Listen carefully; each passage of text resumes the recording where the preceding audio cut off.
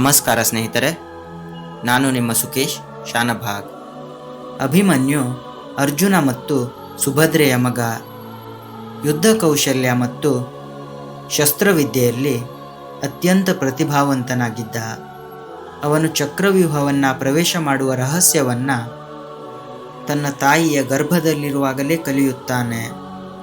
ಆದರೆ ಚಕ್ರವ್ಯೂಹದಿಂದ ಹೊರಬರುವಂತಹ ಮಾರ್ಗ ಮಾತ್ರ ಅಭಿಮನ್ಯುವಿಗೆ ಗೊತ್ತಿರಲಿಲ್ಲ. ಈ ಸಣ್ಣ ತಿಳುವಳಿಕೆಯ ಕೊರತೆ ಅವನ ಜೀವನವನ್ನೇ ತೀರ್ಮಾನ ಮಾಡಿತ್ತು. ಕುರುಕ್ಷೇತ್ರ ಯುದ್ಧದ 13ನೆಯ ದಿನದಂದು ಕೌರವರ ಸೇನೆಯ ನಾಯಕರಾದ ದ್ರೋಣಾಚಾರ್ಯರು ಚಕ್ರವ್ಯೂಹವನ್ನು ರಚಿಸುತ್ತಾರೆ. ಇದು ವೃತ್ತಾಕಾರದ ಯುದ್ಧ ವ್ಯೂಹವಾಗಿತ್ತು. ಅನುಭವವಿಲ್ಲದೆ ಚಕ್ರವ್ಯೂಹವನ್ನು ಪ್ರವೇಶ ಮಾಡುವುದು ಅಸಾಧ್ಯವಾದ ಮಾತಾಗಿತ್ತು. ಚಕ್ರವ್ಯೂಹವನ್ನು ಯಶಸ್ವಿಯಾಗಿ ಭೇದಿಸಿ ಹೊರಬರುವಂತಹ ಯುದ್ಧ ಕಲೆ ಪಾಂಡವರ ಸೇನೆಯಲ್ಲಿ ಅರ್ಜುನನನ್ನು ಬಿಟ್ಟು ಇನ್ಯಾರಿಗೂ ಸಹ ಬರುತ್ತಿರಲಿಲ್ಲ. ಕೌರವರ ಉದ್ದೇಶ ಪಾಂಡವರನ್ನು ಬಂಧಿಸಿ ಅಭಿಮನ್ಯುವನ್ನು ಚಕ್ರವ್ಯೂಹದಲ್ಲಿ ಸಿಲುಕುವಂತೆ ಮಾಡಿ ಸಂಚಿನಿಂದ ಸಾಯಿಸುವುದಾಗಿತ್ತು. ಇದೇ ಸಮಯದಲ್ಲಿ ಪಾಂಡುಪುತ್ರ ಮತ್ತು ಅಭಿಮನ್ಯುವಿನ ತಂದೆಯಾದ ಅರ್ಜುನ ತ್ರಿಗರ್ತ ದೇಶದ ರಾಜನಾದ ಸುಶರ್ಮನ ನೇತೃತ್ವದ ಸೈನ್ಯದ ಜೊತೆಗೆ ಯುದ್ಧ ಭೂಮಿಯ ಬೇರೊಂದು ಭಾಗದಲ್ಲಿ ಯುದ್ಧ ಮಾಡುತ್ತಿದ್ದ. ಶ್ರೀಕೃಷ್ಣನು ಅರ್ಜುನನ ರಥದ ಸಾರಥಿಯಾಗಿದ್ದ ಕಾರಣದಿಂದ ಅರ್ಜುನನ ಜೊತೆಗೆ ಯುದ್ಧ ಭೂಮಿಯಲ್ಲಿ ಇರುತ್ತಾನೆ.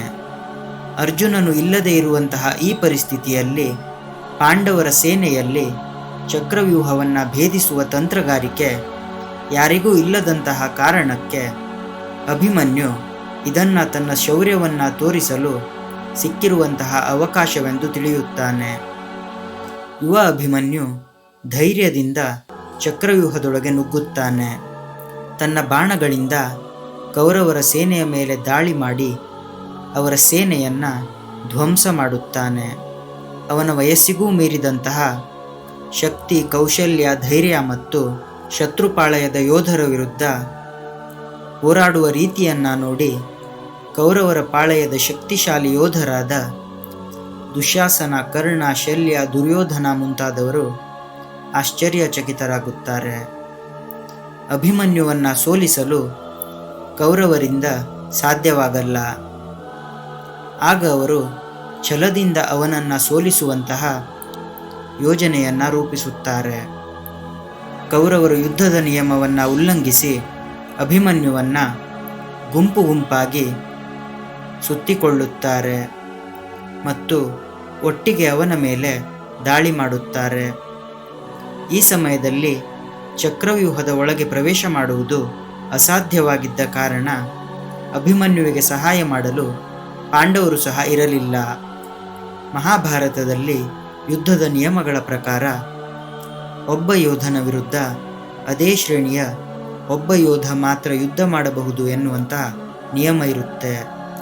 ಶ್ರೀಕೃಷ್ಣ ಮತ್ತು ಅರ್ಜುನರು ಇಲ್ಲದೇ ಇರುವಂತಹ ಈ ಸಮಯವನ್ನು ನೋಡಿ ಯುದ್ಧದ ನಿಯಮಗಳಿಗೆ ವಿರುದ್ಧವಾಗಿ ಕೌರವರ ಸೇನೆಯ ಪ್ರಮುಖ ಯೋಧರಾದ ದುರ್ಯೋಧನ, ದ್ರೋಣಾಚಾರ್ಯ, ಕರ್ಣ, ದುಶ್ಯಾಸನ, ಕೃಪಾಚಾರ್ಯ ಮತ್ತು ಶಕುನಿ ಮುಂತಾದವರೆಲ್ಲ ಸೇರಿ ಏಕಕಾಲದಲ್ಲಿ ಅಭಿಮನ್ಯುವಿನ ಮೇಲೆ ದಾಳಿ ಮಾಡ್ತಾರೆ.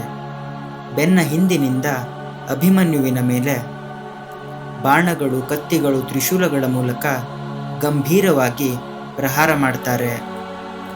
ಆಗ ಶೂರನಾದ ಅಭಿಮನ್ಯು ಮಾರಣಾಂತಿಕವಾಗಿ ಗಾಯಗೊಂಡು ಕುಸಿದು ಬೀಳುತ್ತಾನೆ. ಆದರೂ ಸಹ ಧೃತಿಗೆಡದೆ ರಥದ ಚಕ್ರಗಳು, ಮುರಿದ ಆಯುಧಗಳು ಮತ್ತು ತನ್ನ ಬರಿಯ ಕೈಗಳ ಸಹಾಯದಿಂದ ತನ್ನನ್ನು ಸುತ್ತುವರಿದಂತಹ ಕೌರವರ ಗುಂಪಿನ ವಿರುದ್ಧ ಕೊನೆಯ ಉಸಿರಿನವರೆಗೂ ಹೋರಾಡುತ್ತಾನೆ. ಅಂತಿಮವಾಗಿ ವೀರ ಅಭಿಮನ್ಯು ಚಕ್ರವ್ಯೂಹದ ಮಧ್ಯಭಾಗದಲ್ಲಿ ಕೌರವರ ಮೋಸ ಮತ್ತು ಕುತಂತ್ರಕ್ಕೆ ಬಲಿಯಾಗಿ ತನ್ನ ಪ್ರಾಣತ್ಯಾಗ ಮಾಡ್ತಾನೆ. ಈ ಸಮಯದಲ್ಲಿ ಶ್ರೀಕೃಷ್ಣ ಮತ್ತು ಅರ್ಜುನರು ಸಹ ಅಭಿಮನ್ಯುವನ್ನು ರಕ್ಷಿಸಲು ಸಾಧ್ಯವಾಗದೇ ಇರುವ ಈ ಘಟನೆ ಕೇವಲ ಧೈರ್ಯವಿದ್ದರೆ ಮಾತ್ರ ಸಾಕಾಗುವುದಿಲ್ಲ. ಸರಿಯಾದ ಸಮಯ, ಸಹಾಯ, ಯೋಚನೆ ಮತ್ತು ಅದೃಷ್ಟ ಈ ಎಲ್ಲವೂ ಜೊತೆಗೆ ಇದ್ದರೆ ಮಾತ್ರ ಗೆಲುವು ಸಾಧ್ಯ ಎನ್ನುವುದನ್ನು ತೋರಿಸುತ್ತೆ.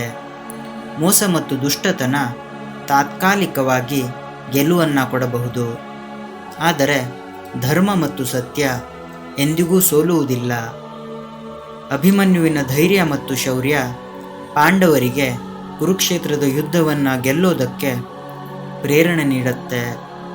ಸಾಯುವ ಕೊನೆಯ ಕ್ಷಣದವರೆಗೂ ಅಭಿಮನ್ಯು ಧೈರ್ಯ ಮತ್ತು ಶೂರತನದಿಂದ ಹೋರಾಡಿದ ರೀತಿ ಅವನ ಹೆಸರನ್ನು ಸದಾಕಾಲ ಇತಿಹಾಸದ ಪುಟಗಳಲ್ಲಿ ಅಮರನನ್ನಾಗಿ ಮಾಡುತ್ತೆ. ಇದೇ ರೀತಿಯ ಮತ್ತಷ್ಟು ವಿಡಿಯೋಗಳಿಗಾಗಿ ನಮ್ಮ ಚಾನೆಲನ್ನು ಸಬ್ಸ್ಕ್ರೈಬ್ ಮಾಡಿ ಸ್ನೇಹಿತರೆ. ಮತ್ತೊಂದು ಹೊಸ ವಿಡಿಯೋದ ಮೂಲಕ ಸಿಗೋಣ. ಅಲ್ಲಿವರೆಗೂ ಟೇಕ್ ಕೇರ್. ಧನ್ಯವಾದಗಳು ಸ್ನೇಹಿತರೆ.